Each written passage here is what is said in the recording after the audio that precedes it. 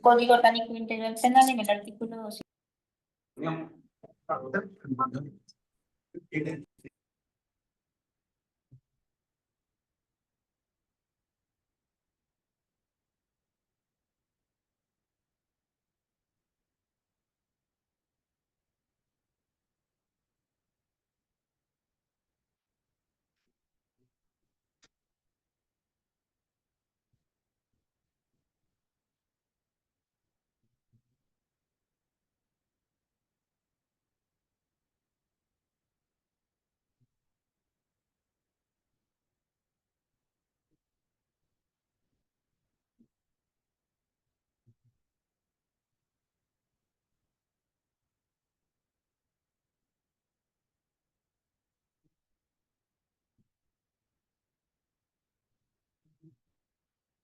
Buenas tardes con todos y todas.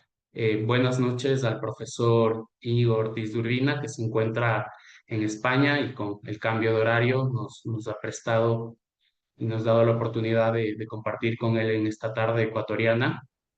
En primer lugar, quiero agradecer al profesor Íñigo Ortiz de Urbina Jimeno por haber aceptado la invitación para ser parte de este ciclo de sesiones académicas sobre Derecho Penal Económico y Compliance que ha planificado DDC Academia para el 2025. De igual manera, agradecemos el apoyo institucional de la Cámara Oficial Española de Comercio e Industria de Quito y de la Asociación Latinoamericana de Gerencias Legales, así como a mi colega Francia Druet, profesora de Derecho Penal de la Universidad del Pacífico, por el tiempo destinado para el desarrollo de estas jornadas internacionales. Por último, pero no menos importante, agradecer al Estudio Jurídico DDC por el auspicio y compromiso para el desarrollo de estas jornadas internacionales. Considero un honor inaugurar las sesiones de Derecho Penal con la conferencia de un profesional de la calidad del doctor Ortiz de Urbina, quienes lo conocen a través de sus obras o tuvieron la oportunidad de que sea profesor en algún programa de posgrado en Madrid, Barcelona o cualquier otra universidad latinoamericana, saben de lo que me refiero, de la calidad del profesor Ortiz de Urbina. Y en ese sentido, para mí es muy grato hacer la presentación de él. El profesor Íñigo Ortiz de Urbina actualmente es profesor titular de la Universidad Complutense de Madrid y abogado cónsul del despacho de abogados Oliva Ayala, considerado uno de los mejores despachos en Derecho Penal Económico de España. Importante también resaltar que el profesor Ortiz de Urbina es doctor honoris causa por la Universidad de Meiningen en el año 2023, es una universidad alemana. Y aquí quiero tomarme unos breves segundos de resaltar que dentro de los profesores hispanohablantes, sobre todo en el ámbito del derecho penal, son pocos los que han tenido el mérito de que una universidad alemana los reconozca como honoris causa por el aporte científico y académico que han hecho al área del derecho, ¿no? Eh, Solo de este tipo de reconocimiento, Íñigo, por favor, si me equivoco, me corriges, lo tiene el profesor Enrique Gimbernard, que fue en su momento nombrado doctor honoris causa por la Universidad de Múnich, y de los profesores españoles, Íñigo es el segundo profesor español que tiene un reconocimiento académico de este nivel. El profesor Ortiz de Urbina es doctor en Derecho por la Universidad Complutense de Madrid y brevemente quiero resaltar la experiencia profesional y la formación académica que hace que nos sintamos realmente orgullosos de contar con un perfil la tarde de hoy. El profesor Ortiz de Urbina, entre sus funciones, fue asesor jurídico principal del Ministerio de Justicia de España. Es miembro del grupo de expertos en exámenes para los países por parte de las organizaciones internacionales como el Grupo Greco, el Consejo de Europa para la revisión de Bosnia-Herzegovina, Bielorrusia en el 2019. De igual forma, fue experto de revisión para la Convención de la ONU contra la Corrupción para Portugal en el año 2012, examinador principal del grupo de trabajo de la OCDE sobre soborno transnacional para México en el 2011 y para Suecia en el 2024, Ha impartido más de 185 charlas en instituciones y universidades extranjeras.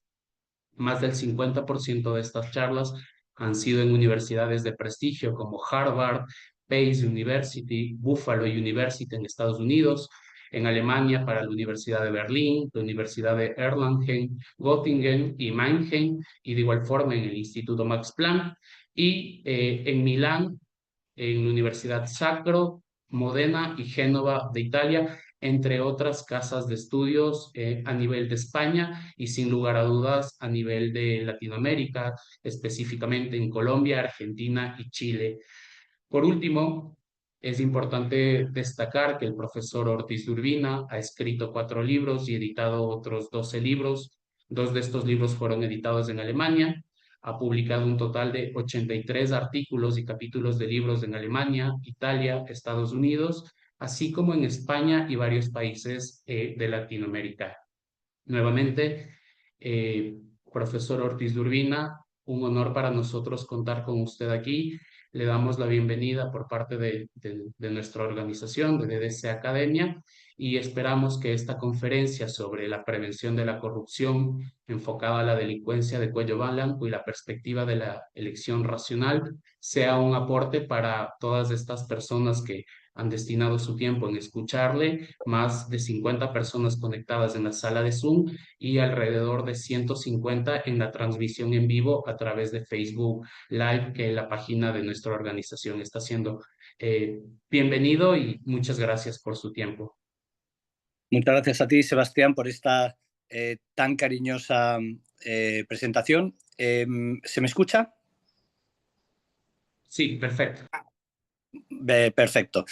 Bueno, les hablo desde esta cámara tan extraña, es mi teléfono, porque mi ordenador ha decidido que hoy no iba a trabajar. Aquí son las 9 pasadas de la noche y por lo tanto pues debe estar cansado. A Sebastián se le ha olvidado decir una cosa muy importante, y es que entre los países en los que he estado está su propio país. Fui invitado ya en una sesión académica maravillosa por DCC y espero que esto se pueda repetir en el futuro. Fue desde luego un evento maravillosamente organizado y de un nivel científico e intelectual por encima de mis expectativas de entonces, que ahora se han vuelto más elevadas. Bien, como ha dicho Sebastián, y creo que debería ingresar rápido en la materia, yo voy a hablar de la prevención de la corrupción y cómo ésta se está constituyendo en el ámbito internacional. Lo haré a través de 2 elementos teóricos, que son la noción de delincuencia de cuello blanco y la perspectiva de la elección racional o la perspectiva del análisis económico del derecho, en este caso aplicado al derecho penal. El primer tema que quería tratar, intentaré ser relativamente breve para que ustedes puedan, por supuesto, luego formular sus preguntas y yo responderlas, que seguramente sea la parte más interesante. Pero el primer tema del que quería tratar es cómo se está utilizando la corrupción como una cuestión de relevancia internacional. Si ustedes echan la vista atrás en el tiempo, en los años 70 y 80, las organizaciones internacionales utilizaron la cuestión, sin duda de relevancia internacional, del tráfico de drogas para intentar homogeneizar ciertas cuestiones que competían a los diferentes sistemas de justicia penal.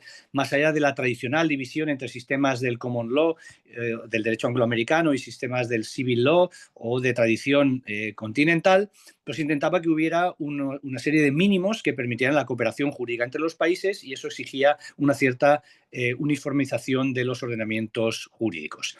Este primer enganche internacional fue seguido después, a finales de los años 90 y durante la primera década de los años 2000, del milenio de 2000, con el tópico de la delincuencia organizada. Ahí ciertamente vimos ya una cuestión muy interesante, porque qué sea la delincuencia organizada, pues realmente ha venido a ser definido a partir de la Convención de Palermo de la ONU. Por lo tanto, el éxito de la internacionalización en esta materia fue absoluto y puso a todos los países del mundo a hablar en los mismos términos cuando se hablaba de delincuencia organizada. Es cierto que mientras que la lucha contra las drogas ha sido un fracaso político en el sentido de que sigue habiendo cantidad suficiente de drogas en todos los países y, por lo tanto, si el objetivo era sacar droga del mercado, ese objetivo manifiestamente 60 años después no se ha cumplido. Hemos encerrado a millones de personas en prisión, pero no hemos conseguido el objetivo regulatorio, que era que hubiera menos droga. Con la delincuencia organizada ha pasado una cosa distinta. Y es que la propia acción internacional lo que ha hecho es cambiar el concepto de delincuencia organizada. Cuando se reunió a los estados en Palermo para intentar llegar a una definición, se los reunió por parte de Naciones Unidas, una definición colectiva, global, de lo que es delincuencia organizada, pues todo el mundo estaba pensando en organizaciones delictivas como los cárteles, entonces grandes cárteles que existían en Colombia, y que tenía una capacidad operativa tremenda hasta el punto de poder poner en jaque al gobierno colombiano. Es decir, eran organizaciones criminales con capacidad de volar una aeronave en pleno vuelo y dejar 300 muertos, ¿no?, sobre el territorio colombiano. Eso es una capacidad operativa tremenda. La cuestión es que la definición de delincuencia organizada que se supone va a ayudar a acabar con ese fenómeno, pues es muy distinta. Al final, la definición de delincuencia organizada que encontramos en los textos internacionales viene a decir que es un grupo de 3 personas que están juntos de una manera no casual y que se conciertan para la ejecución de uno o más delitos. Pero eso es bastante parecido a una coautoría de 3 personas en la que simplemente deciden cometer un delito de un modo que no sea enteramente casual. Es decir, que el objetivo regulatorio estaba claro y era un objetivo perfectamente legítimo, intentar plantar cara a estas organizaciones con tanta capacidad operativa que podían poner en jaque a gobiernos concretos específicos y conseguir también que pudiera haber cooperación jurídica internacional frente a este fenómeno, pero al final lo que nos encontramos es que acabamos con una definición que en realidad no solo incluye, por supuesto, a estas organizaciones con centenares, en ocasiones con miles de participantes, sino que también se puede utilizar, porque así lo autorizan los términos de la definición que se incluye por la ONU en el convenio de Palermo, en la Convención de Palermo. Al final también se puede utilizar para grupos muchísimo más pequeños que no están en absoluto en situación de poder poner en jaque a los estados. ¿Por qué me detengo aquí? Pues porque el tercer gran escalón, la tercera gran fase en esta materia de internacionalización del derecho penal con base en los convenios internacionales, viene protagonizada precisamente por el concepto de corrupción. El concepto de corrupción lleva varias décadas con nosotros. La primera convención contra la corrupción es precisamente la de la Organización de Estados Americanos del año 96. La Unión Europea, un año después, en el año 97, establece su primera convención al respecto, la mejora sensiblemente en el año 2017 y ahora hay un proyecto de directiva del año 2023 que se está negociando en estos momentos. Las directivas en la Unión Europea las propone la Comisión, que es como el Poder Ejecutivo, y después las discuten los 2 colegisladores, que serían el Consejo de la Unión Europea, que está formado por los ministros y ministras de justicia de los diferentes países, de justicia, de defensa, de muchas cosas, pero para lo que nos interesa a nosotros, de justicia.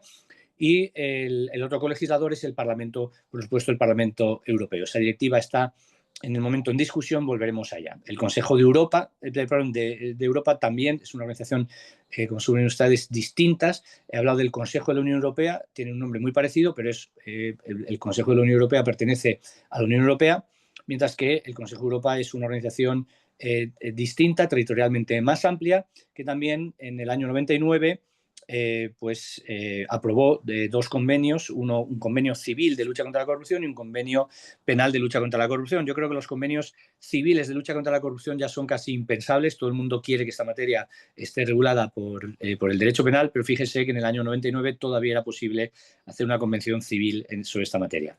Posteriormente, la Unión Africana en el año 2003 y en el mismo año la ONU, con más importancia internacional, la ONU en el año 2003 sanciona el llamado Convenio de Mérida, la Convención de Naciones Unidas contra la Corrupción, negociado en Nueva York pero puesto a la firma en Mérida, México, que a día de hoy está firmado por 191 países. Es el convenio que más países han firmado. Si ustedes van a la página de Naciones Unidas, normalmente Naciones Unidas, en la página en la que dice qué países han firmado y ratificado un convenio, pues pone en color a aquellos que lo han firmado. En el caso del Convenio de Naciones Unidas contra la Corrupción, como la amplísima mayoría lo ha firmado, lo que tiene es simplemente los 5 países, más bien pequeños países, que todavía no lo han firmado. Bueno, y el caso de Alemania, que lo tiene firmado pero no lo tiene ratificado porque está pendiente de hacer unas reformas internas que la verdad están tardando bastante. El convenio de la ONU contra la corrupción es muy interesante porque es producto de un fracaso previo en las negociaciones internacionales. Lo que Estados Unidos quería y lo que Estados Unidos llevaba tiempo intentando era conseguir una convención contra el terrorismo que definiera el terrorismo, pero como saben ustedes, el concepto de terrorismo es muy disputado porque lo que son terroristas para unos países pues son defensores de la integridad territorial o defensores de la recuperación de territorios perdidos en épocas anteriores para otros países. Como no se ponían de acuerdo los 3 grandes negociadores internacionales, Rusia, Estados Unidos y China, pues cuando hubo los atentados a las Torres Gemelas en el año 2001, Estados Unidos se da cuenta de que tiene que cambiar el modo de la estrategia de negociación. Y lo que hace es precisamente pensar en algo como la corrupción, a lo que es muy difícil sustraerse. Es decir, ¿qué país no quiere firmar un convenio anticorrupción? Podemos discutir sobre cuál es la definición de terrorismo, pero la definición de corrupción está bastante clara. La corrupción para los politólogos es el ejercicio de funciones públicas en interés privado. Esto es bastante sencillo y esto es algo que tiene un contenido reputacional negativo muy claro. Piensen ustedes en situaciones políticas como, por ejemplo, la que ocurrió con César Augusto Pinochet, el antiguo dictador de Chile. Pinochet tenía unos niveles de popularidad todavía muy elevados, más de una década después de su salida del poder como dictador, incluso con la democracia chilena ya en marcha. Pinochet tenía unos niveles de popularidad, no digo que fueran estratosféricos, pero sí suficientemente altos, a pesar de que pues, se había podido acreditar su participación en crímenes bastante terribles. Sin embargo, estos eran objeto de una matización política. Se habría hecho, ¿no?, para defender el país en una determinada coyuntura problemática. Y se pudo tematizar de esta manera y eso consiguió pues, que los niveles de popularidad, como digo, no fueran en absoluto bajos. Sin embargo, en el momento en el que se acreditó que también Pinochet y otros integrantes de su familia habían desviado fondos públicos para sus negocios privados y para sus cuentas bancarias directamente, en ese momento la popularidad, la opinión popular sobre Pinochet se desplomó. Es decir, que lo que no se había conseguido con lo que es fácil arguir que son delitos más graves, delitos contra la integridad física, contra la vida de las personas, pues se consiguió contra la corrupción porque todo el mundo entiende que no hay excusas, no hay justificaciones contra la corrupción. Bien, Estados Unidos lo vio enseguida y por eso apoyó drásticamente con todas sus fuerzas, con toda su diplomacia, que ya sabemos que es mucha, pues apoyó el establecimiento de una convención anticorrupción por parte de las Naciones Unidas. Y eso es lo que tenemos en el año 2003 aprobado. Fíjense ustedes que, aparte de definiciones de delitos, en la Convención contra la Corrupción, lo más importante es la definición del delito de lavado de activos. De hecho, tiene mucho más contenido sustantivo y ocupa mucho más espacio en la Convención que cualquier otro delito y que incluso hasta 5 otros delitos juntos. ¿Por qué es tan importante el lavado de activos? Bueno, pues porque realmente la Convención contra la Corrupción, el intento era un intento de ejercer labores de monitorización de los movimientos de capital internacionales para evitar la financiación del terrorismo. Por eso muchas veces hablamos de medidas de prevención, del lavado de activos y de la financiación del terrorismo. Estados Unidos sabía que no podría obtener esto en una convención dedicada al terrorismo, pero lo consiguió a través de la Convención de Naciones Unidas contra la Corrupción. Piensen ustedes que hay 191 países firmantes que se comprometen a tener una definición de lavado de activos suficientemente parecida entre ellos, ya que estos delitos tengan unas penas suficientes en cada ordenamiento jurídico, no se establece cuáles, pero las penas que sean tienen que ser penas suficientes para que, si se pide la extradición por lavado de activos, esta extradición deba concederse. Bien, aquí Estados Unidos había conseguido realmente poner la corrupción en el universo. Y además lo hizo incorporando algo que no habían hecho otros convenios, que es la noción de corrupción privada. Esto es un salto importante, como decíamos antes, en el terreno politológico, en donde se origina la noción de corrupción y en otras disciplinas que lo utilizan, la antropología, la sociología, la ciencia económica, se entiende siempre que la corrupción es el ejercicio de facultades públicas para el beneficio privado. ¿Qué puede ser la corrupción en el ámbito de los particulares, la corrupción privada? Bueno, durante años un muy influyente profesor alemán, Urs Kinshäuser, había venido diciendo que el concepto de corrupción que se debía seguir en derecho no era el concepto de los politólogos, no era el concepto de los economistas o de los sociólogos, sino que debía ser un concepto propio del derecho penal, y él proponía que los delitos de corrupción no tenían que ver con el ejercicio de facultades públicas o privadas, sino con el mal ejercicio de esas facultades fiduciarias. Es decir, allí donde hay una relación de fiducia, donde hay una persona que la consideramos el principal, que tiene unas facultades de actuación y que delega estas facultades de actuación en otra persona a la que se considera el agente. En el caso del sector público, entendemos que el principal somos nosotros, el pueblo, y que nosotros delegamos durante un tiempo algunas facultades en nuestro agente, que son los políticos y el Poder Ejecutivo. En el ámbito privado también existen múltiples relaciones, por ejemplo, las relaciones de mandato, en las que una persona que es el propietario de una cosa, de un patrimonio, no lo gestiona ella misma, sino que hace que otra persona, ese agente, lo haga por ella. Por lo tanto, estas relaciones de fiducia, es cierto, tenía razón Kinshäuser, sean tanto en el sector público como el sector privado. Lo que pasa es que tradicionalmente habíamos hecho una clara separación. Habíamos dicho que si alguien perjudicaba mediante una administración ilícita el patrimonio público, hablábamos de un delito de malversación, de peculado, mientras que si esto lo hacía en un patrimonio privado, pues podríamos hablar del delito de apropiación indebida o delito de administración desleal.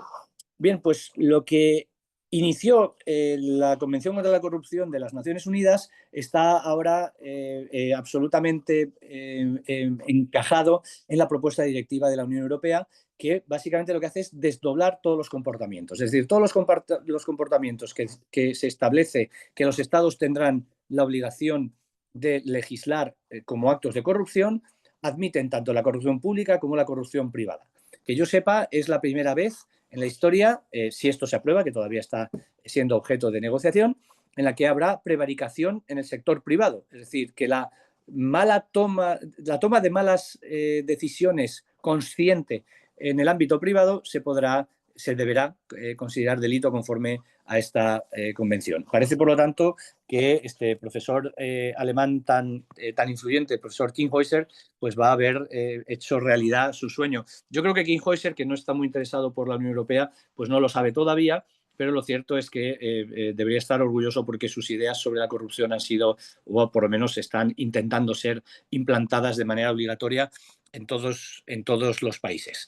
Fíjense, por lo tanto, la trayectoria del concepto de corrupción, ¿no? Desde un concepto estrictamente centrado en el ámbito público, como era el concepto de corrupción cuando la Organización de Estados Americanos aprobó la primera convención al respecto en el ámbito internacional en 1996, y posteriormente se fue ampliando para incluir el lavado de activos en 2003 por la ONU, y ahora hemos saltado a una propuesta en la que tenemos un total desdoblamiento en que los ilícitos penales de corrupción se consideran que pueden cometerse las mismas conductas y ser punibles tanto en el ámbito público como en el ámbito privado.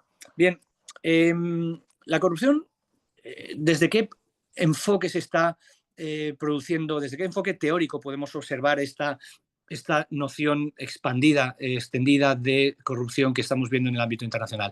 Yo propongo para esta conferencia dos nociones distintas, dos nociones, una que es criminológica, la noción de delincuencia de cuello blanco, y otra que es la teoría de la elección racional, que es un enfoque que suministra sus presupuestos tanto a la ciencia económica como a partes de la ciencia de la sociología, de la ciencia sociológica. Comenzando por la noción de delincuencia de cuello blanco, esta tiene un pedigrí muy claro. El origen es un artículo del año 39 que recoge una conferencia del año 1938 de Edwin Sutherland. Edwin Sutherland era un criminólogo excepcional, que trabajaba en una universidad no muy buena, tenía ofertas permanentes para irse a Harvard, para irse a Chicago, pero él no quiso porque se sentía muy cómodo en la más pequeña universidad de Iowa.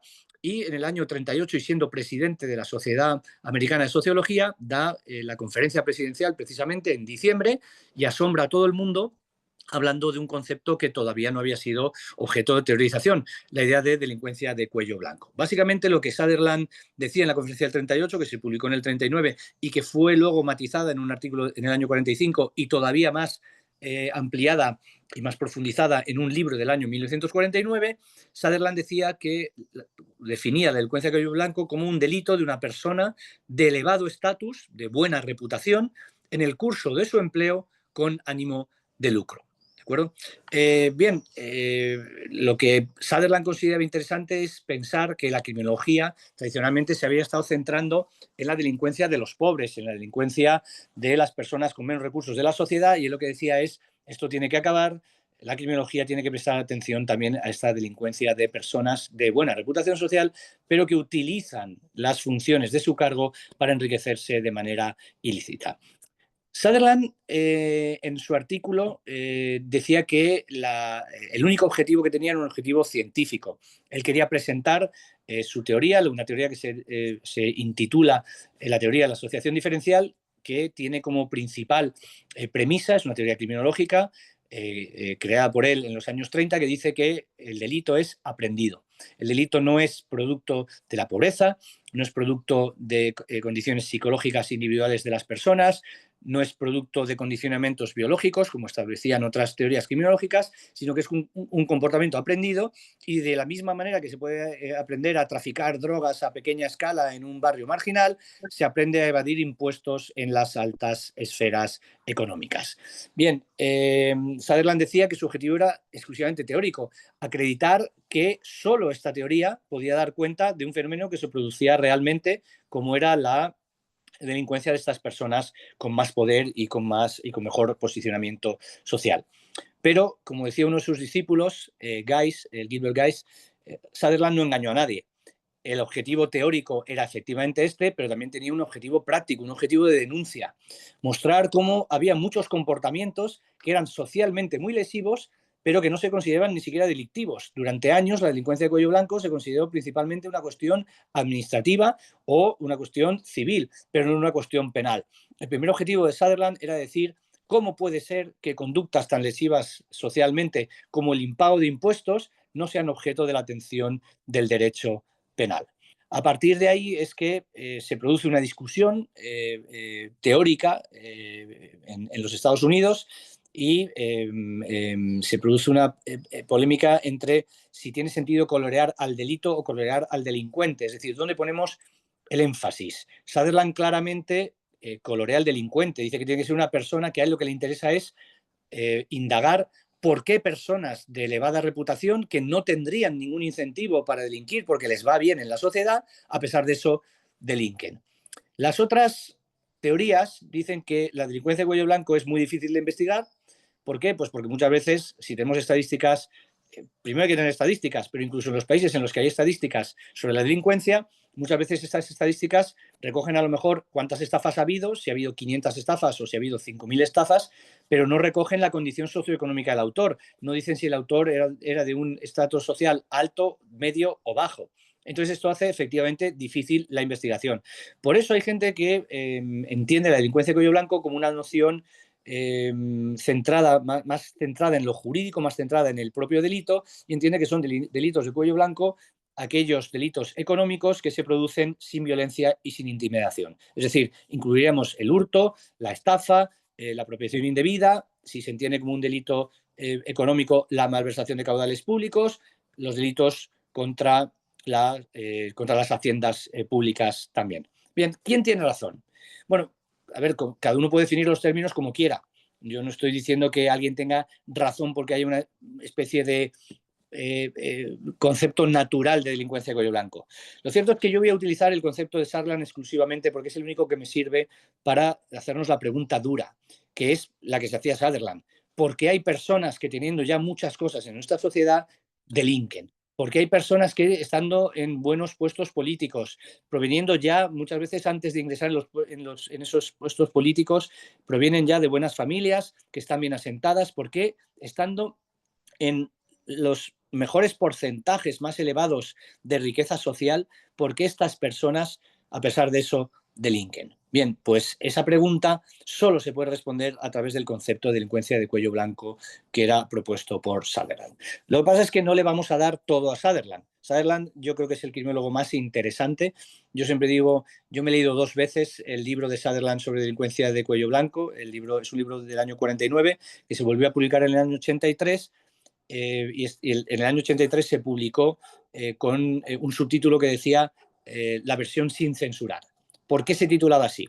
Pues porque cuando iban a publicar el libro en el año 49, alguien le dijo al editor: te van a caer un montón de denuncias por injurias y por calumnias.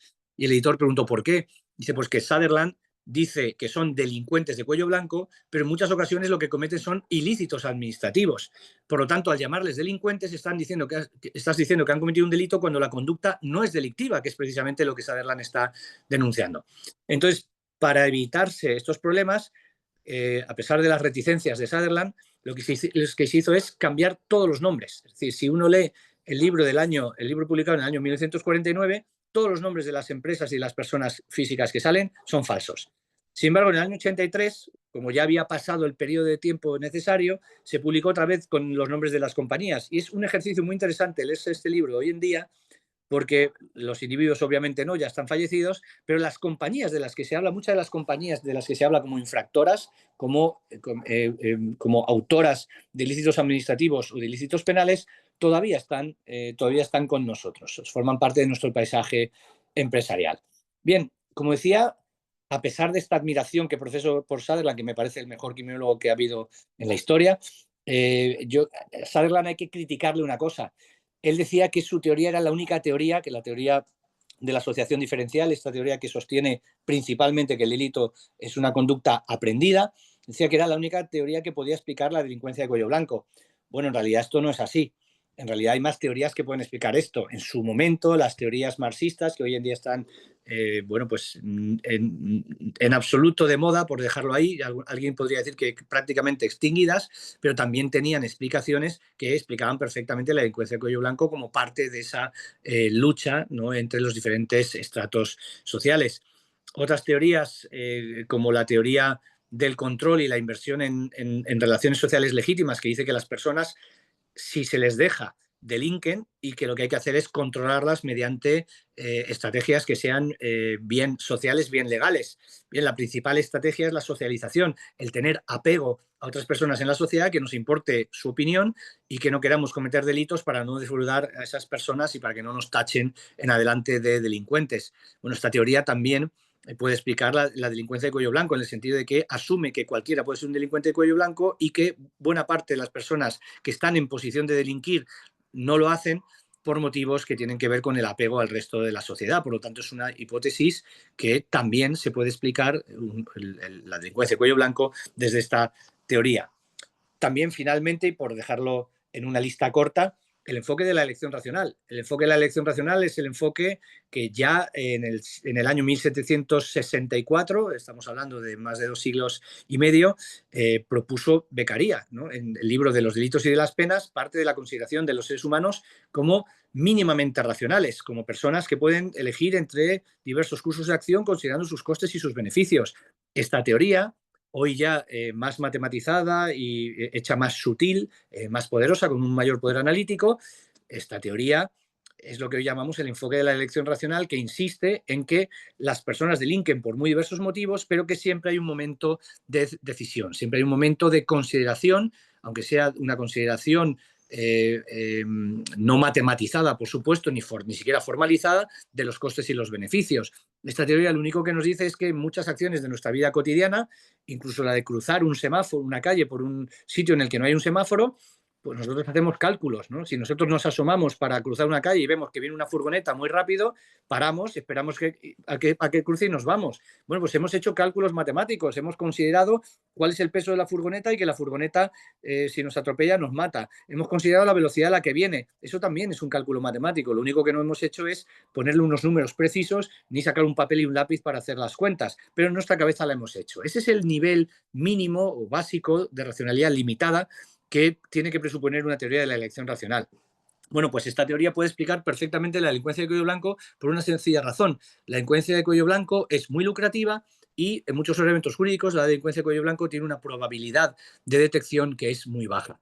Y por lo tanto, lo que nos dice esta teoría de la elección racional es si los beneficios son muy altos y las probabilidades de detección de la conducta son muy bajas, si una vez detectada la conducta, la judicialización es compleja, incluso detectada la conducta, la persona va a poder jugar sus cartas en vía penal y no resultar finalmente condenada, pues es evidente que también desde el punto de vista la teoría de la elección racional puede predecir que va a existir estos delitos.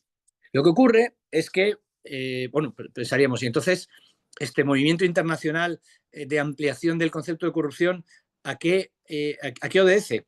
Bueno, yo creo que obedece más bien a la perspectiva, es decir, sin negar que tenga influencia el concepto de delincuencia de cuello blanco, obedece más bien a la perspectiva de la elección racional.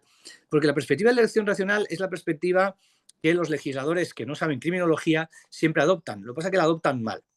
Ellos entienden que la perspectiva de la elección racional lo que dice es que hay que subir las penas y que el miedo a la sanción, a penas más graves, pues hará que la gente omita la delincuencia. Pero esto es una visión bastante precaria y bastante poco sofisticada desde el punto de vista teórico.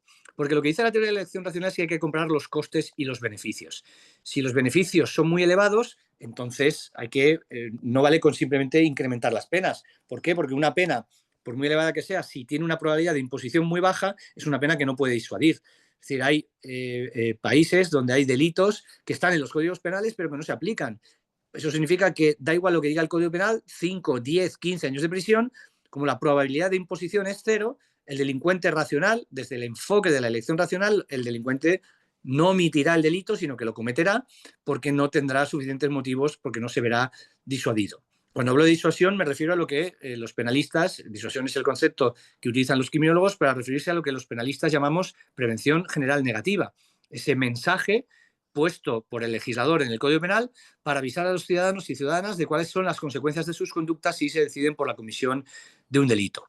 Como digo, este modelo, este esquema de ponemos las cosas claras en los códigos, ponemos penas elevadas para disuadir a las personas de la comisión de delito es el que tienen los legisladores en la cabeza. Pero es un modelo excesivamente sencillo, demasiado simplificado, porque no tiene en cuenta las variables más importantes que son precisamente las variables de la probabilidad y de la rapidez de la sanción. Y digo que son las más importantes porque eso es lo que dice la investigación empírica. Ha quedado ya perfectamente acreditado que las variaciones en la gravedad influyen mucho menos en la conducta de las personas que las variaciones en la probabilidad de resultar sancionado. ¿Qué significa esto? Pues que los legisladores tienen que pasar de un modelo basado en el incremento de la gravedad de las penas, de más años de sanción, a un modelo en el que se intente incrementar la probabilidad de la sanción. Y eso es lo que vemos internacionalmente.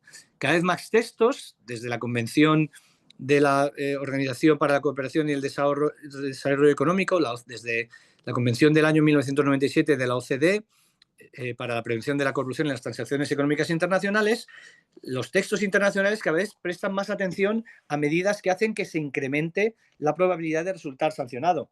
¿Cuáles son estas medidas? Bueno, pues por ejemplo, el lavado de activos. El lavado de activos hace que personas que antes no tenían, personas físicas o jurídicas, que antes no tenían ningún incentivo para colaborar con las autoridades, ahora los tengan. Previamente en España, si una persona de 18 años y con aspecto de estudiante de Derecho o de Criminología, pero no de millonario, ingresaba en un banco y abría una cuenta y en ese mismo momento sacaba de una bolsa de deporte 2 millones de dólares y los ingresaba, el banco los aceptaba sin ningún problema. Si esa misma persona, una persona con las mismas características, ahora, 20 años después, va a un banco, intenta abrir una cuenta y acto seguido intenta ingresar 2 millones de euros o de dólares, desde luego el banco inmediatamente lo parará y le dirá que no, que tiene que acreditar de dónde viene ese dinero. ¿Qué ha cambiado en los bancos? ¿Una mayor conciencia social? Yo creo que no. Los bancos tienen se sienten más en la obligación de hacer más dinero que de hacer favores sociales. Lo que ha cambiado es que el legislador penal en España ha establecido el lavado de activos doloso e imprudente. Por lo tanto, si el banco no cumple con su deber de diligencia, aunque no haya tenido conocimiento alguno de sus empleados, aunque no sea un comportamiento estrictamente doloso, el banco podrá ser sancionado por lavado de activos imprudente. Claro, esto supone un cambio total de los incentivos que hace que las entidades bancarias hayan pasado a ser los principales colaboradores de la justicia en la investigación de la delincuencia económica y de la corrupción. Otra medida que tiene que ver con la perspectiva de la elección racional es precisamente el decomiso de las ganancias. Cada vez tenemos más tipos de decomisos, también tenemos una transposición, una traslación cada vez mayor de ideas estadounidenses que a mí no me gustan especialmente, como la extinción de dominio. Pero si nos quedamos con el decomiso de ganancias, cada vez es posible decomisar más ganancias. Antes básicamente se decomisaba los instrumentos del delito y los frutos del delito, pero si habían experimentado alguna transformación ya no se seguía esa pista. Ahora tenemos posibilidades de decomiso que desde luego siguen el rastro de los bienes e incluso pueden ser decomisados incluso en algunos ordenamientos jurídicos, con algunas matizaciones, incluso en el caso de que estén en posesión de personas que son personas tenedoras de esos bienes de buena fe. El decomiso de ganancias funciona reduciendo los incentivos para el delito. Hemos dicho que la elección racional dice que si hay mucho beneficio, entonces, y la probabilidad es baja, se cometerá el delito. Pues si hay menos beneficio, entonces no tendremos necesidad de modificar tanto la probabilidad de sanción del delito. Si las personas saben que en caso de ser detectado el delito van a perder las ganancias, pues el delito es menos apetitoso. Otras alternativas que se ven en estos textos internacionales son la protección de testigos, son el incentivo a la delación por parte de intervinientes, es decir, pactar con alguno de los intervinientes en el delito para que a cambio de información, a cambio de pruebas sobre otros intervinientes en el delito, pues vean disminuida su responsabilidad criminal.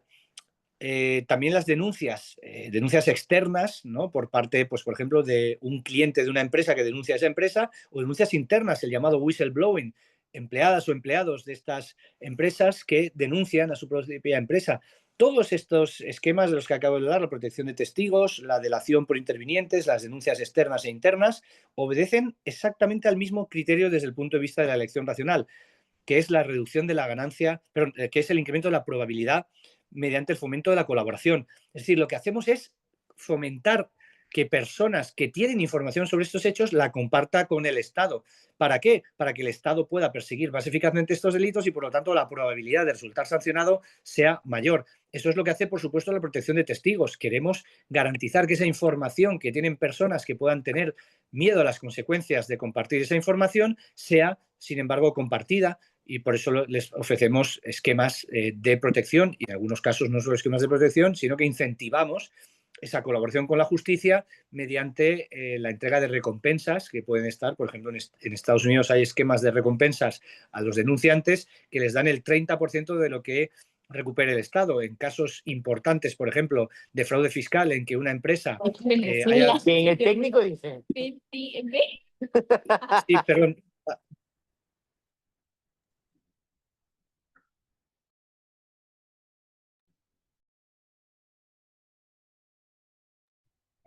Íñigo, silenciamos ya a las personas. Les solicitamos a los participantes que mantengan sus micrófonos apagados. Íñigo, estás con el micrófono apagado también, perdón.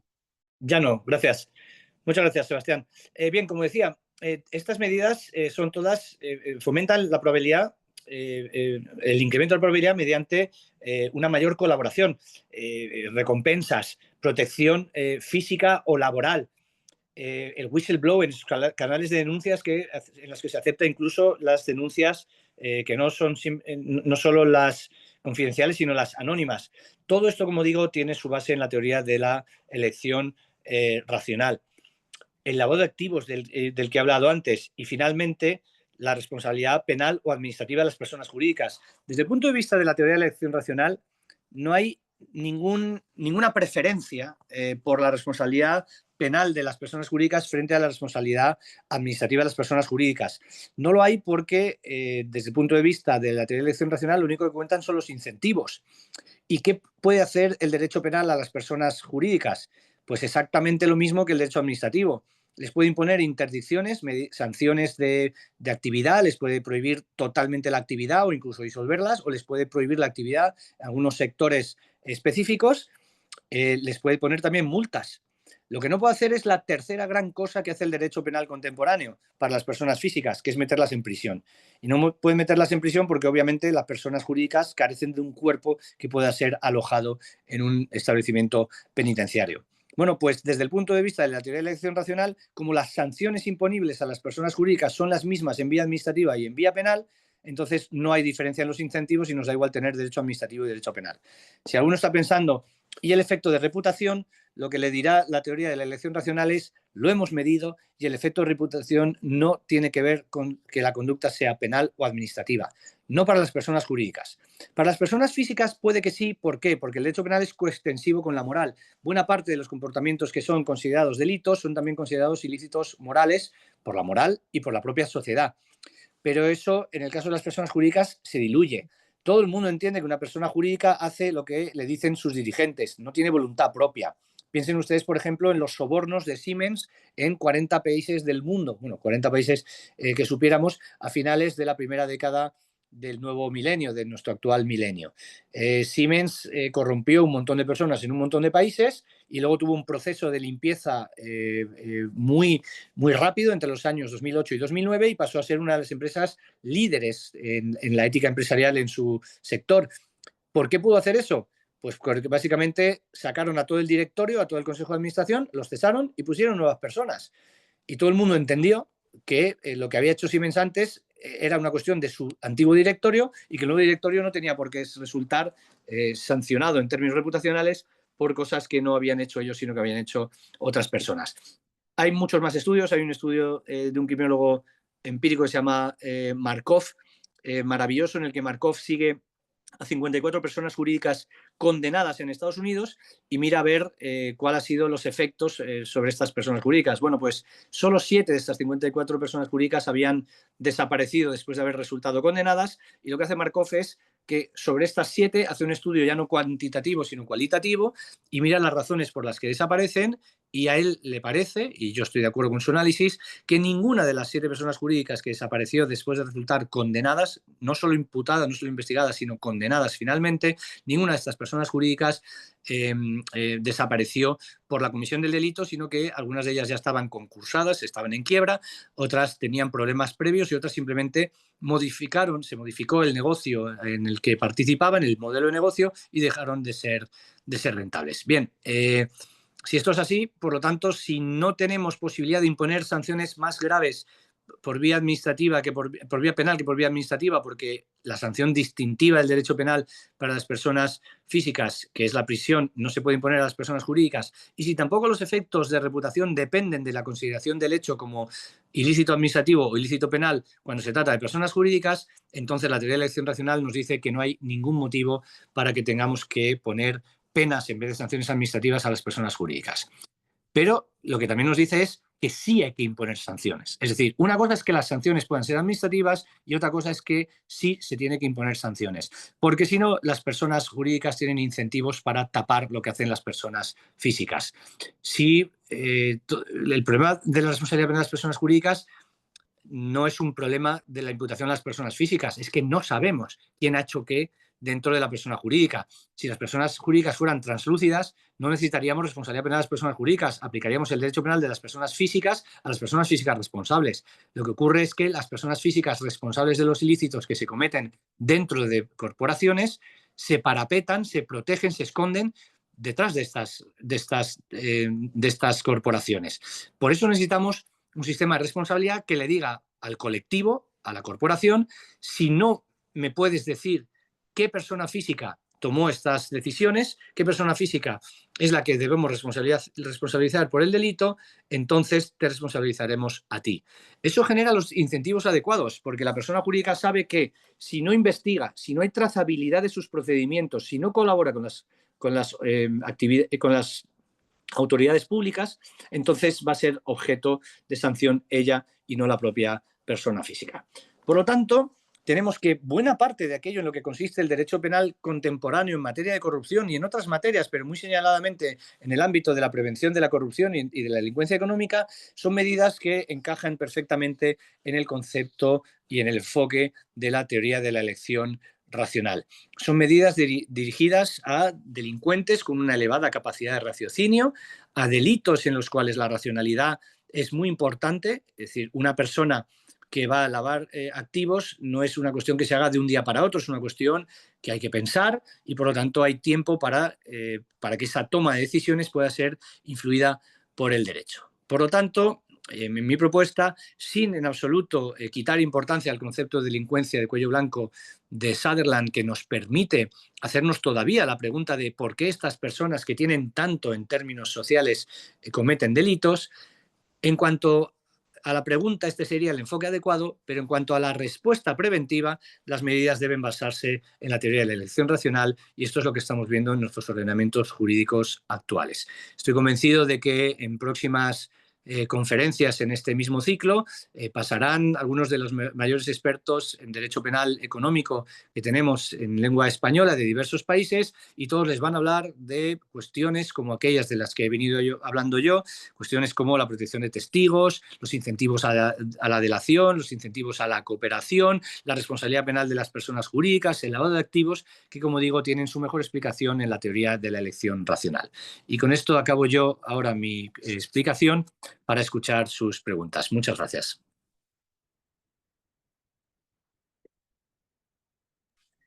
Doctor, impresionante todos los datos. Realmente me hizo replantearme toda la política criminal desde la eficiencia. Yo creo que es necesario mucho más en países latinoamericanos como el nuestro.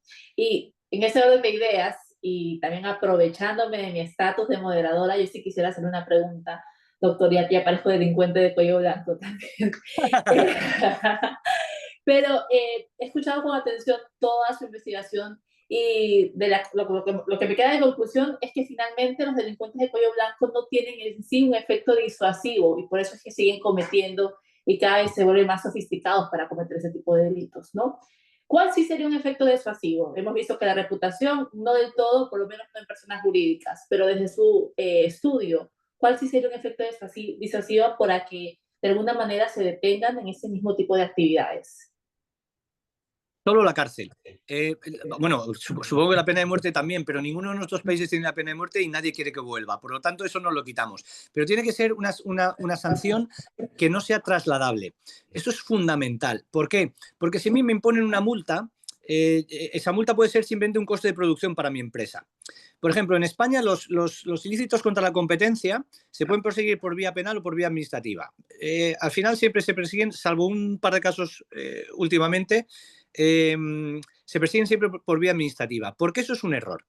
Porque lo que ocurre es que las multas que se ponen a las personas físicas, y eso lo he medido empíricamente, son un 10% de las multas que se ponen a las personas jurídicas. ¿Cuál es la estrategia defensiva entonces? Que la persona jurídica rápidamente reconoce un defecto en la supervisión de la persona física y la persona física no lo pone en duda. ¿Quién acaba pagando la multa de la persona física? La persona jurídica. ¿Cuánto se reduce la multa de la persona jurídica por haber colaborado y haber dado los datos de la persona física? Un 30, un 50%. ¿Cuánto tiene que pagar de eso a la persona física? Un 10%. ¿Qué sale ganando? Pues un 20 hasta un 40%. Es decir, esa estrategia es terrible. Tienes que hacer algo que es que la persona física sepa que puede acabar en prisión. Porque eso es algo que se tiene que pagar de una manera muy distinta. Yo no digo que no haya gente que esté dispuesta a ir a prisión por su empresa. pero normalmente tiene que ser el propietario de la empresa. El resto de personas ya no lo tiene tan claro y sobre todo cuando hablamos de penas de prisión de 3, 4 o 5 años, la gente ya se lo pensaría mucho más. Por lo tanto, la única sanción que no es repercutible desde la persona física a la persona jurídica o desde una persona física con menos dinero, un testaferro, a una persona física con más dinero, es la pena privativa de libertad. Y por lo tanto los incentivos tienen que ir ahí. Yo no digo que todo tenga que ser derecho penal de la pena privativa de libertad, pero si queremos disuasión tenemos que escoger mejor los delitos que tipificamos, menos delitos, pero perseguirlos por vía penal y perseguirlos con la posibilidad de sanciones privativas de libertad. Muchísimas gracias, doctor. Y también tenemos preguntas por interno que nos ha hecho varios de los estudiantes que están conectados. A ver, la primera Maravilloso. bueno, no sé. ¿Cómo afectan los sesgos cognitivos y déficits volitivos al enfoque de la elección racional? Pues lo han transformado. El enfoque de la elección racional era una cosa hasta hace 20 años y es una cosa totalmente distinta. De hecho, el enfoque de los sesgos cognitivos debe más a la teoría de la elección racional que al revés. Kahneman se encumbra como el gran rey de la psicología cognitiva en el año 2002 con la concesión del Premio Nobel de Economía. Eso supone un respaldo absoluto por parte de la ciencia económica al proyecto de la psicología cognitiva. Ojo, para los fans de la psicología cognitiva, que está habiendo un movimiento que se llama, está ocurriendo algo que se llama la crisis de la replicación, en la que buena parte de los resultados de la psicología cognitiva se están viendo muy rebajados cuando se están replicando los estudios. Es decir, estudios que tenían unos resultados fascinantes y muy potentes, cuando se intentan replicar, es decir, haciendo con una misma muestra de personas, igual, haciendo un análisis aleatorio con un grupo de control, es decir, el estándar científico más estricto, un nivel 5 en la escala de Sherman de validez científica, resulta que no dan los mismos resultados. Eso es algo que reconoció Kahneman. Kahneman falleció hace un año y medio, yo creo que quizás ya 2, pero antes de morir dijo que habría partes enteras de su libro, Pensar rápido, pensar despacio, un libro maravilloso del año 2009, que reescribiría completamente. Es decir, los sesgos cognitivos sin duda influyen, y además influyen de una manera muy interesante, porque la respuesta tradicional de la ciencia económica al comportamiento irracional es, bueno, uno será irracional de más y otro irracional de menos, ¿no? Uno le gustará mucho el riesgo y otro será excesivamente precavido, pero a la persona media, pues simplemente unos sesgos cancelan otros sesgos. Lo que hizo la teoría de los sesgos cognitivos y la psicología cognitiva empírica fue mostrar que no, que había sesgos que teníamos todos. Y eso es muy importante. ¿Pero qué hace eso? Pues que la teoría de la elección racional tenga que incorporarlos. Por ejemplo, sabemos que las consecuencias futuras nos importan mucho menos que las consecuencias más próximas. Y por eso es tan difícil hacer una dieta, por eso es tan difícil dejar de fumar, por eso es tan difícil dejar de beber, porque el fumador experimenta placer hoy, pero los daños físicos son mañana, pasado mañana, dentro de 20 años. Es decir, un fumador de 20 años, la perspectiva de un enfisema pulmonar es algo tan alejado en el tiempo que no lo tiene en cuenta. Pero es que fijémonos, eso mismo es la cárcel, porque la cárcel empieza con un año que es, empiezo un año de cárcel mañana. Pero... Perdón, Íñigo, nuevamente alguien dejó prendido su micrófono. Disculpa.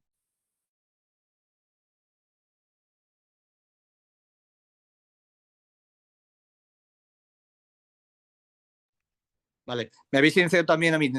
Cuando me silenciéis, me tenéis que dar otra vez la pauta, porque si no, no me deja. Bien, como iba diciendo, eso es exactamente el que importe más el presente y mucho menos el futuro. Supone un problema no solo para la dieta o para dejar de fumar, sino también para la cárcel.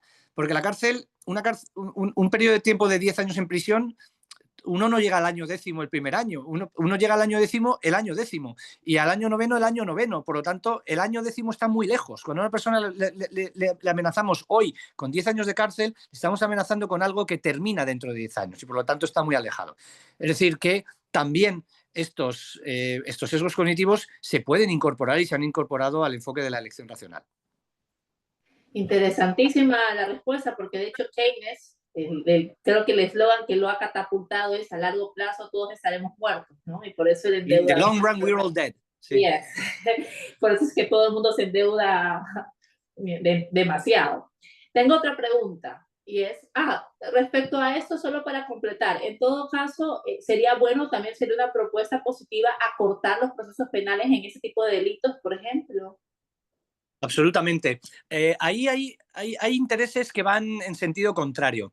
A ver, tradicionalmente los procedimientos de cuello blanco duraban mucho y al final la mayoría no acababan con condenados. O acababan con condenados, normalmente uno muerto, que era el que se echaba la culpa de todo, o con condenados que tenían tanta edad que en ocasiones, por ejemplo en España durante mucho tiempo, nadie ingresaba en prisión después de los 70 años.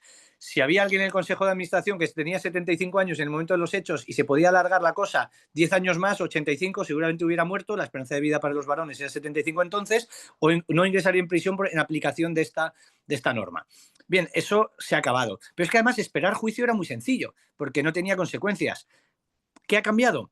Que ahora hay muchas medidas cautelares que son muy lesivas. Si a uno le bloquean todo el patrimonio, yo una vez tuve un cliente que era un multimillonario, pero no de millones, no de decenas de millones, sino de centenares de millones de dólares, y este señor tenía mucha prisa por ser enjuiciado, porque el tipo tenía 82 años y tenía todo el patrimonio bloqueado. Entonces él nos decía, yo me voy a morir en cualquier momento y llevo 3 años con mi patrimonio bloqueado. Yo prefiero ir a juicio y que sea lo que Dios quiera, pero yo tengo prisa. Bueno, muchas veces el ordenamiento jurídico tiene que pensar eso. ¿Conviene un juicio rápido? Conviene para los términos de la disuasión. Pero si va a ser más lento por garantías procesales, que no salga gratis. Que haya medidas cautelares que impongan una suficiente presión para que los abogados también tengan incentivos para no eternizarlo. Por lo tanto, es algo que, digamos, es una espada que tiene un filo que corta por los dos lados. Excelente, excelente, y estoy totalmente de acuerdo con usted, doctor. Hay una alumna, la doctora Micaela Salgado, que quiere hacerle preguntas directamente. Vamos a darle paso, Sebastián. Habilítale el micrófono, por favor.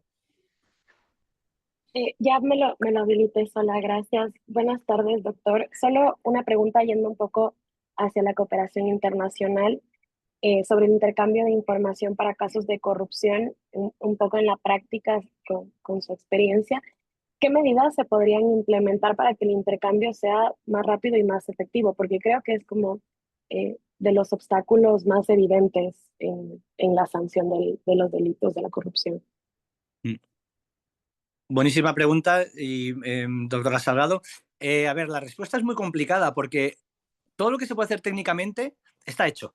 Es decir, ahora mismo tenemos, hay veces que las solicitudes de información están en 48 horas en el punto judicial de encuentro o punto fiscal de encuentro del otro país. Por lo tanto, que decir, se mandan por correo electrónico. No es que haya que ponerlo en las alforjas de un caballo y a ver cómo llega ahora.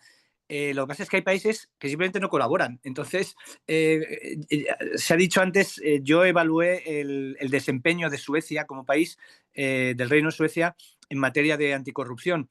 Y los fiscales suecos, que tienen una fiscalía especializada en corrupción internacional, nos decían, es que nosotros, si la solicitud de información la tenemos que hacer a ciertos países, bueno, lo dijeron en público, a Rusia, por ejemplo, pues ya sabemos que no nos van a devolver la información.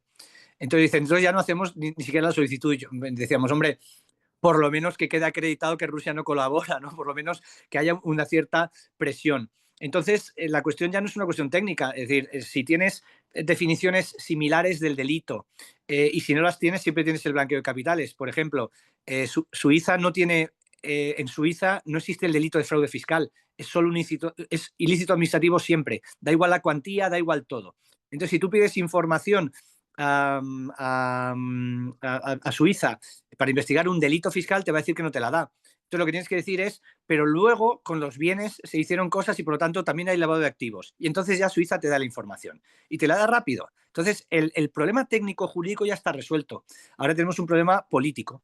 Tenemos un problema político de que hay países que no dan información. Y ojo, que no son siempre los sospechosos habituales. Bueno, o a lo mejor cada uno tiene sus sospechosos habituales, pero resulta sorprendente algunos países que no dan información pues, para proteger sus propias economías o por otras razones. Muchas gracias. A usted. Tenemos una pregunta en el chat de un alumno que es el doctor Eudo Cedeño y nos dice, ¿cómo podemos saber si un sesgo cognitivo es realmente universal y no solo una tendencia cultural o generacional? Qué interesante.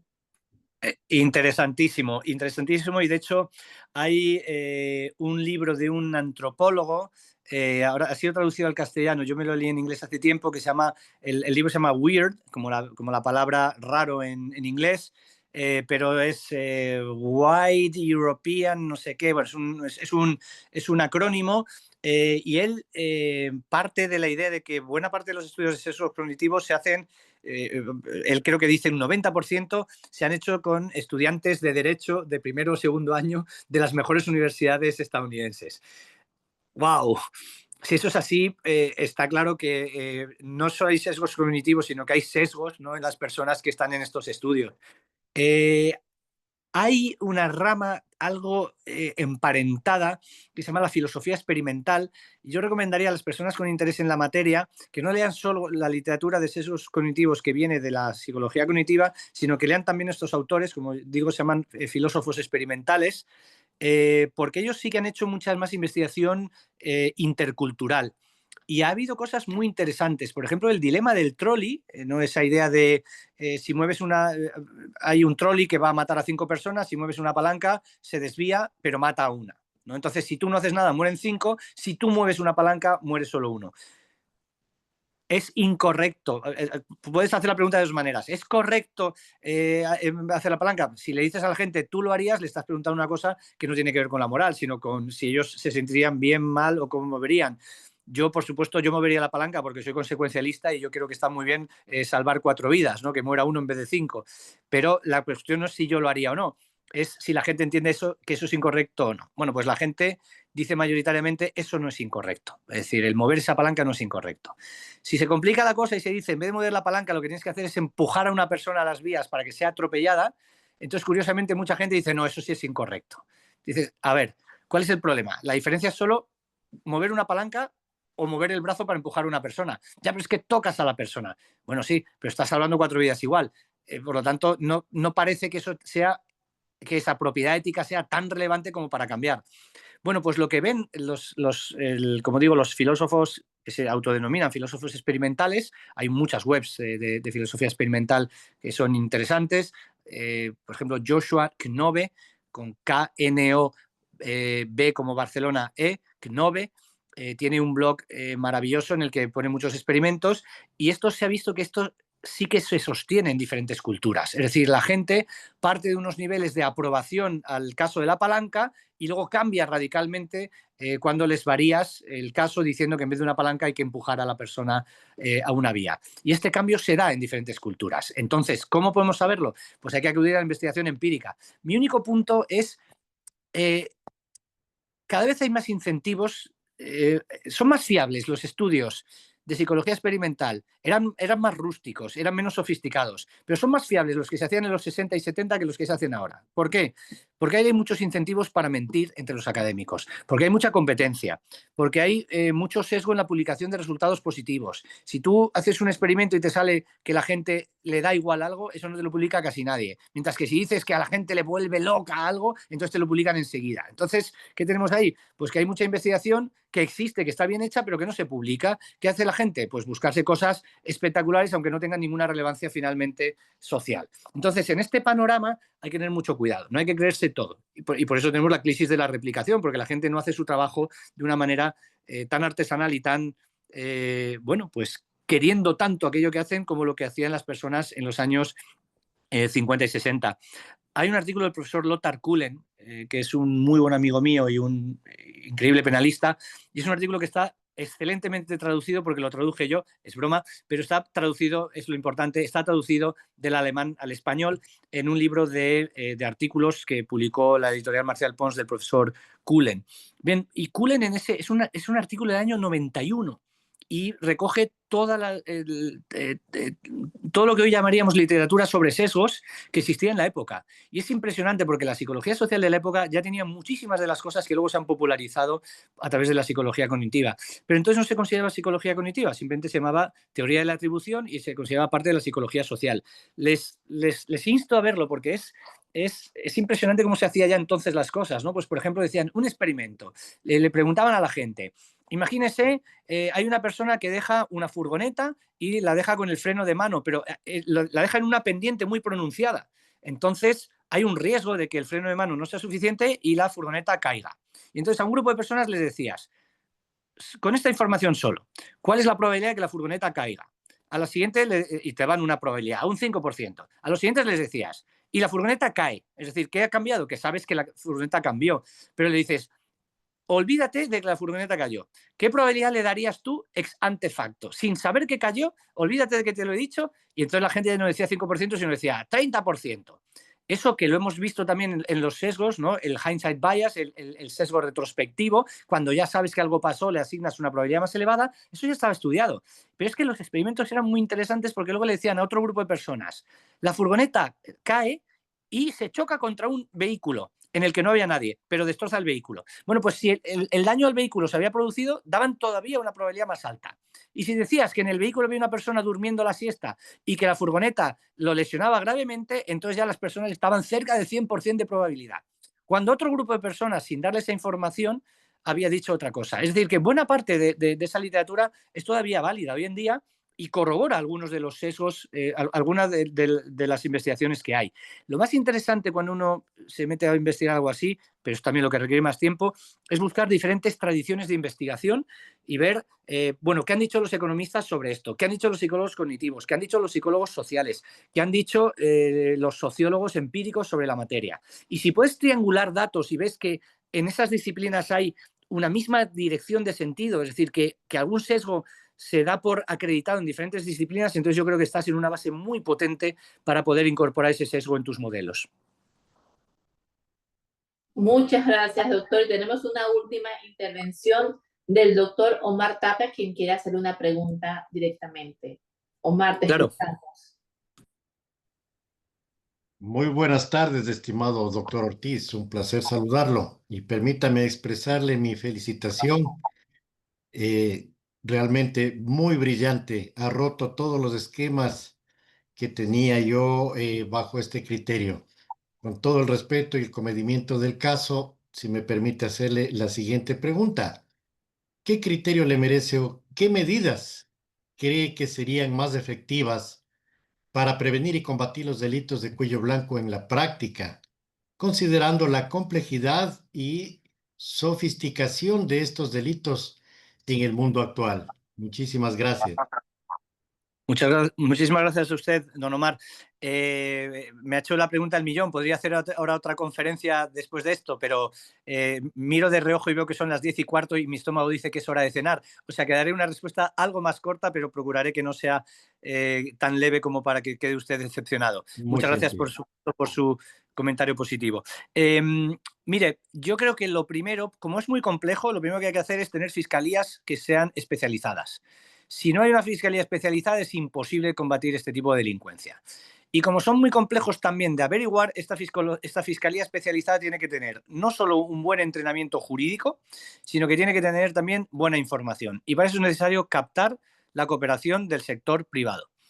Los bancos, los asesores fiscales, tienen muchísima información. Tradicionalmente no han sido objeto de presión por parte del sistema de justicia penal, que se quedaba a las puertas de los bancos o a las puertas del asesor, al que incluso muchas veces se le consideraba, desde el punto de vista incluso de la teoría dogmática, pues bueno, como una persona que simplemente cumplía con su trabajo. Bueno, sí, pero su trabajo es ayudar a la comisión de un delito, ¿no? Nadie diría que quien vende explosivos, que son luego utilizados para volar un hotel y matar 100 personas, solo estaba cumpliendo con su trabajo, sí, pero hay que vender objetivos para las minas, para las explotaciones mineras, pero no para la comisión de delitos. Por lo tanto, necesitaríamos esa mezcla de una mayor especialización por parte de la Fiscalía y una mayor colaboración de particulares. Deberes de colaboración que sí, son molestos, pero bueno, hay un adagio, un brocardo, mejor dicho, latino que dice eius comoda, eius incomoda. Es decir, al que le beneficia también le tiene que incomodar. Es decir, si los bancos se benefician de que tengamos un sistema de transacciones comerciales en los cuales ellos son absolutamente necesarios, ¿no? Los bancos tienen que estar encantados, ¿no?, con todas las transacciones que tenemos que hacer hoy en día obligatoriamente mediante tarjeta bancaria. Cosas que antes podíamos hacer en efectivo han dejado de ser posibles en efectivo, aunque no se hagan, aunque la transacción sea personal, nos obligan a utilizar estos medios. Los bancos se benefician muy mucho del actual estado de cosas. No pasa nada por pedirles deberes de colaboración que no vayan más allá de ese deber de colaboración. Es decir, no se trata de que estén retransmitiendo en directo todo lo que hace cada uno de sus empleados. Eso nadie se lo pide. Lo que se les pide es que si hay un delito o una sospecha de delito puedan aportar información relevante. Solo con estas dos cosas ya tenemos mucho terreno ganado. Muchísimas gracias. A usted, don Omar. Perfecto. En honor al tiempo y como ustedes saben, estamos con 7 horas más tarde, España con Ecuador. Nada, profesor Ortiz de Urbina, agradecerle nuevamente por su tiempo. Creo que para esta comunidad iberoamericana que se ha conectado, porque contamos con la participación de varias personas desde Brasil, Argentina, San José, Ecuador. Ha habido mucho interés, esperamos que esto se pueda replicar y agradecer por la participación de cada uno de los asistentes, que estos eventos también son posibles gracias a ustedes. Nuevamente, reiterar el agradecimiento a DDC Academia por la organización de estos espacios, a la Cámara Oficial Española de Comercio e Industria de Quito y a la Asociación de Gerencias Legales. Tenemos un mensaje de Santiago de Chile. Muchas gracias y hasta la siguiente sesión que esperamos sea de su interés y agrado. Una buena tarde con todos y buena noche, profesor Ortiz Urbina. Gracias. Un placer.